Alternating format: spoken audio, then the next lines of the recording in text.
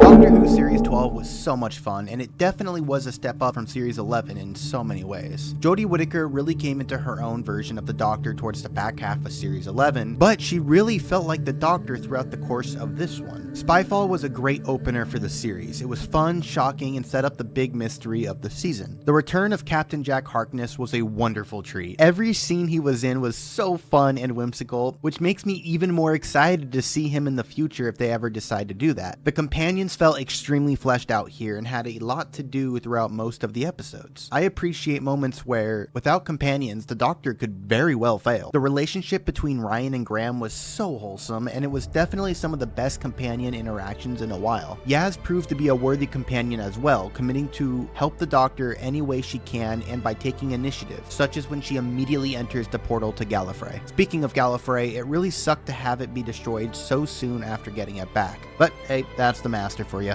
Sacha Dhawan as the Master was a perfect casting choice, but I am still waiting to see why there was such a drastic change from Missy. Now, I can't talk about Series 12 without mentioning The Timeless Child. It was such a breath of fresh air to have an overarching story, which was one of my biggest complaints with Series 11. The introduction to Ruth and a whole other part of the Doctor story was so interesting in my opinion. We have spent decades with this character and know little to nothing about their history. I get that a large part of Doctor Who is the mystery behind the Doctor, but that gets very old after 40 seasons or so. Tying the lone Cyberman plot into the finale, which wove into the Timeless Children plot, was great, because while the Doc was doing her reality-altering stuff, the companions were being useful in their own ways. I personally really enjoyed the Timeless Child plot and episode. Giving the Doctor backstory and making them special doesn't ruin the show or narrative for me. I am here for the characters, not the lack of the Doctor's backstory. Making the Doctor special changes nothing for me because everything they have done was done so with their hearts, not the fact that they were special. This is a time-traveling alien who can cheat death, yet being a special Time Lord, the first Time Lord, makes them too special? It does not change anything that came before, and if anything, makes 11 getting more regenerations make sense. I believe the writing could have been better because the Master made it seem like they tortured every Gallifreyan or something, and that's why he blew up Gallifrey. Then again, blowing up Gallifrey because he stubbed his toe is very in line with the Master. There were some real stinkers in this season I can't ignore, such as Orphan 55 and the Nikola Tesla episode. Orphan 55 was just bad all around, whereas the Nikola Tesla one I found to just be boring. Overall, I am very excited to see where the Timeless Child plot goes because there are still so many questions that need answers in regards to that. Who is the Division? How many past lives had the Doctor had? Where did they come from? Etc, etc. You can still ask the question, Doctor Who, with a justifiable amount of ambiguity. And for those reasons, Doctor Who Series 12 gets an 8 out of 10.